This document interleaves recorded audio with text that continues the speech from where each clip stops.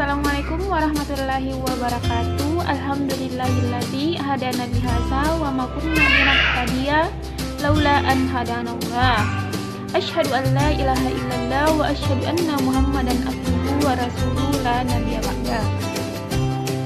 Puji syukur senantiasa kita panjatkan atas kehadiran Allah Subhanahu wa taala yang telah memberikan kita beribu-ribu nikmat berupa nikmat kesehatan, kesempatan, dan nikmat iman dan takwa. Sehingga pada hari ini saya mampu menjalankan tugas kuliah saya, yaitu akuntansi keuangan 1. Salawat serta salam senantiasa kita curahkan kepada baginda Rasulullah Sallallahu Alaihi Wasallam, ialah tokoh yang membawa umatnya dari zaman kegelapan menuju zaman seperti sekarang ini.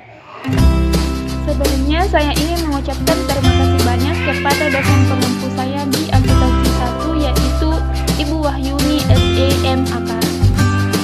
Pada bab 1 saya akan menjelaskan tentang depresiasi dan penurunan nilai, di mana depresiasi dimulai ketika aset tetap telah siap digunakan, telah berada pada lokasi yang dibutuhkan untuk beroperasi sesuai dengan tujuan manajemen. Nilai biaya aset yang didepresiasikan yang pertama, nilai yang akan dialokasikan secara sistematis sepanjang masa manfaat dari aset.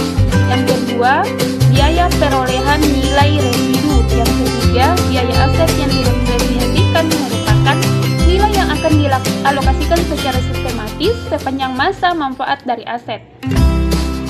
Nilai biaya aset yang didepresiasikan. Sebagai contoh, PT Kawan Baru memiliki aset tetap yang memiliki masa manfaat 5 tahun atau ekual produktif selama 50.000 jam penggunaan.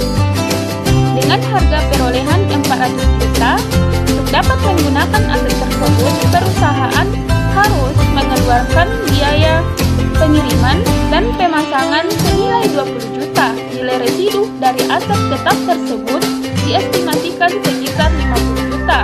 Penyelesaian harga perolehan sebesar 400 juta ditambah biaya pengiriman dan pemasangan sebesar 20 juta sama dengan biaya perolehan sebesar 420 juta. Dikurangi nilai residu 50 juta sehingga nilai aset tetap yang didepresiasikan sebesar 370 juta. Taksiran masa manfaat. Estimasi masa manfaat mensyaratkan suatu entitas untuk mereview masa manfaat setiap aset tetap minimum setiap akhir tahun buku.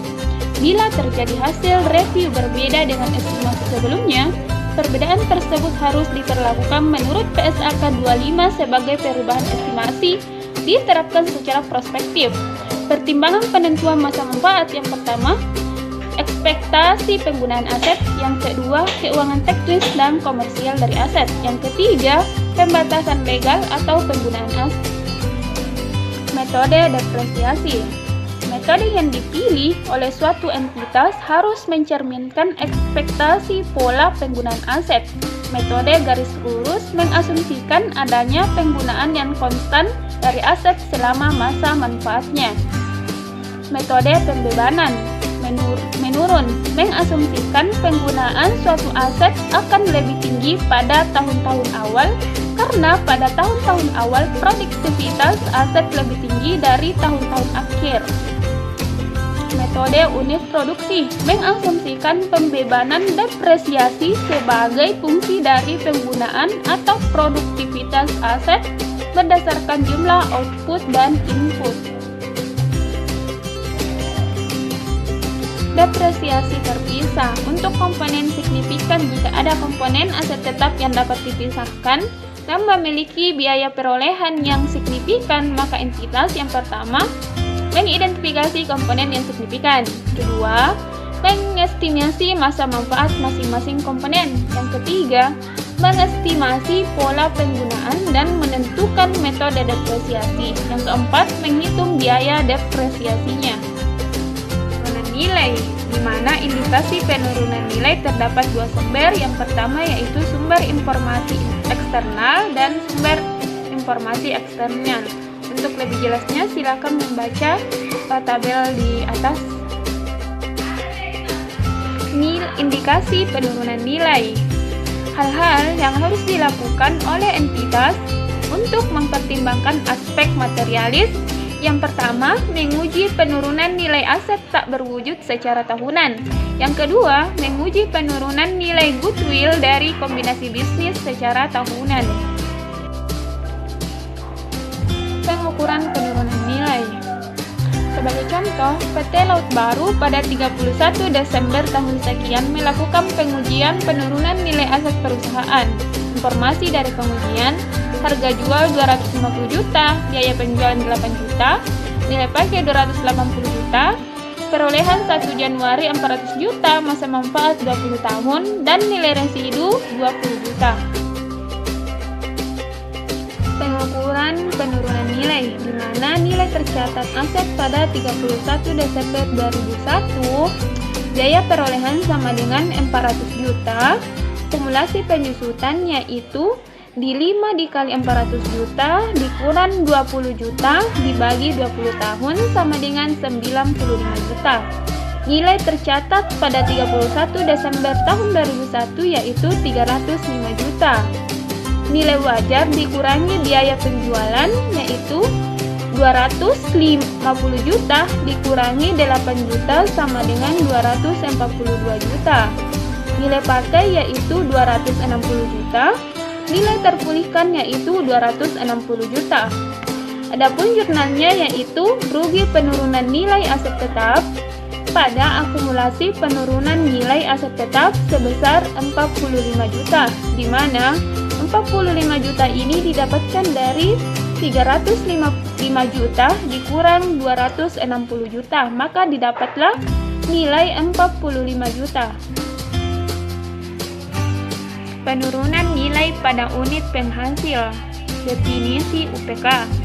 Kelompok terkecil dari aset yang termasuk aset tersebut dan menghasilkan arus kas masuk yang independen dari arus kas masuk dari aset atau aset lain. Penurunan nilai yang pertama jika ada indikasi penurunan nilai. Yang kedua, jika tidak mampu mengidentifikasi nilai terpulihkan secara individual. Jumlah terpulihkan aset individual tidak dapat ditentukan jika nilai pakai aset tidak dapat diestimasi mendekati nilai wajar dikurangi biaya penjualan. 2. Aset tidak menghasilkan arus kas masuk dan yang independen dari kelompok aset lain. Penurunan nilai pada unit penghasil kas. Yang pertama, goodwill. Untuk uji penurunan nilai, sejak tanggal akuisisi goodwill dialokasikan pada setiap UPK pihak pengakuisisi atau kelompok UPK yang diharapkan memberikan manfaat dari sinergi kombinasi. Tahapan alokasi rugi penurunan nilai. Yang pertama, menunjukkan jumlah tercatat dari goodwill yang telah dialokasikan pada UPK. Yang kedua, mengalokasikan pada aset lainnya pada UPK secara prorata dari jumlah tercatat pada masing-masing aset dalam UPK. Penurunan nilai pada unit penghasil kas yang kedua yaitu aset korporat, termasuk aset kelompok atau divisi, misalnya bangunan kantor pusat atau divisi. Karakter khusus yang pertama, tidak menghasilkan arus kas masuk secara independen dari aset atau kelompok aset lain, dari jumlah tercatatnya tidak dapat sepenuhnya diatribusikan ke UPK yang sedang ditelaah. Pemulihan rugi penurunan nilai. Syarat pembalikan rugi penurunan nilai jika dan hanya jika terdapat perubahan estimasi yang digunakan untuk menentukan jumlah terpulihkan atas aset tersebut jika rugi penurunan nilai terakhir diakui.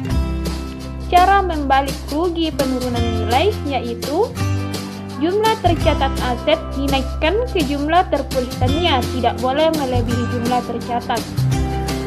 Neto setelah amortisasi atau depresiasi jika tahun-tahun sebelumnya tidak pernah terjadi penurunan.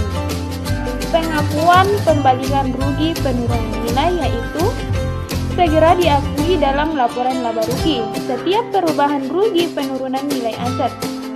Revaluasi harus diperlakukan sebagai kenaikan penilaian kembali sesuai dengan PSAK terkait. Pemulihan rugi penurunan nilai. Sebagai contoh, PT Laut Baru pada 31 Desember melakukan pengujian penurunan nilai bangunan miliknya yang terjadi krisis ekonomi. Informasi dari pengujian, harga jualnya itu sekitar 350 juta. Biaya penjualan senilai 8 juta, nilai pakai yaitu 260 juta. Pada 1 Januari, PT Laut Baru melakukan review atas asetnya dan diperoleh hasil bahwa nilai pakai dari aset tersebut meningkat menjadi 280 juta. Pemulihan rugi penurunan nilai, di mana nilai tercatat bangunan kantor pada 1 Januari yang seharusnya yaitu biaya perolehan senilai 400 juta, akumulasi penyusutan yaitu 7 dikali 400 juta dikurang 20 juta dibagi 20 tahun sama dengan 133 juta. Nilai tercatat yaitu 260 juta, di mana 400 juta dikurang 133 juta sama dengan 260 juta. Nilai tercatat bangunan kantor per 1 Januari setelah pada penurunan nilai yaitu nilai tercatat pada 31 Desember senilai 260 juta. Akumulasi penyusutannya yaitu 2 dikali 260 juta dikurang 20 juta dibagi 15 tahun sama dengan 32 juta. Nilai tercatat pada 1 Januari yaitu 228 juta. Sehingga 228 juta ini didapatkan dari 260 juta dikurang 32 juta. Menjadi nilai terpulihkan yaitu 280 juta. Namun karena nilai terpulihkan lebih besar, nilai tercatat yang seharusnya 267 juta, aset hanya boleh dinaikkan kembali menjadi sebesar nilai tercatat seharusnya 39 juta yang jurnalnya yaitu akumulasi penurunan nilai pada laba pemulihan kembali nilai aset tetap sebesar 39 juta, di mana 39 juta ini didapatkan dari 267 juta dikurang 228 juta, di mana 260 juta ini didapat dari nilai tercatat pada persediaan 1 Januari yang seharusnya. Penyajian dan pengungkapan terkait dengan depresiasi dan penurunan nilai, maka penyajiannya pada laporan keuangan suatu entitas harus mengungkapkan beberapa hal sebagai berikut. Yang pertama, keberadaan dan jumlah pembatasan hak milik yang dijamin untuk utang. Yang kedua, jumlah pengeluaran yang diakui sebagai aset dalam penyelesaian. Yang ketiga, jumlah komitmen kontraktual dalam memperoleh aset tetap.